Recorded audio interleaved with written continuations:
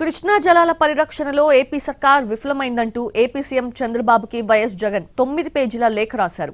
ప్రభుత్వ వైఫల్యంపై లెటర్లో అనేక ప్రశ్నలు సంధించారు.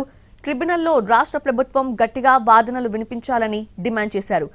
KWDT2 ఎదుట జరగబోయే వాదనల్లో రాష్ట్ర ప్రయోజనాలను సమర్థవంతంగా వినిపించాలని జగన్ కోరారు. పొరపాటు జరిగితే ఏపీ రైతులు తీవ్రంగా నష్టపోయే ప్రమాదం పొంచి ఉందని లేఖలో పేర్కొన్నారు. తెలంగాణకు కృష్ణానదిలో 763 టీఎంసీలను కేటాయించేందుకు ట్రిబ్యునల్ అంగీకరిస్తే ఏపీకి తీవ్ర అన్యాయం జరుగుతుందని లేఖలో ప్రస్తావించారు. ఈ నేపథ్యంలో రాష్ట్ర రైతుల ప్రయోజనాలకు అనుగుణంగా ప్రభుత్వం తమ వాదనలు వినిపించాలని జగన్ కోరారు. రాయలసీమ ప్రాజెక్టులపై టీడీపీ ప్రభుత్వం నిర్లక్ష్యంగా వ్యవహరిస్తోందని జగన్ లేఖలో ఆరోపించారు.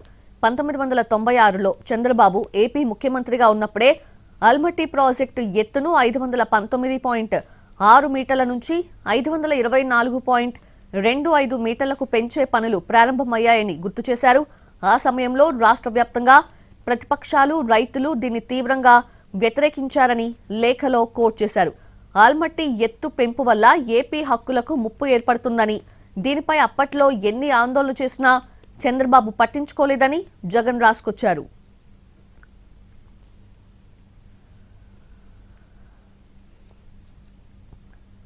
ప్రజాభిప్రాయాన్ని, రైతుల ఆందోళనల్ని ఖాతరు చేయలేదని, టీడీపీ ప్రభుత్వ నిర్లక్ష్యం కారణంగానే బ్రిజేష్ కుమార్ ట్రిబ్యునల్ ఆల్మట్టి ఎత్తు పెంపునకు అనుమతి ఇచ్చిందని జగన్ లేఖలో విమర్శించారు.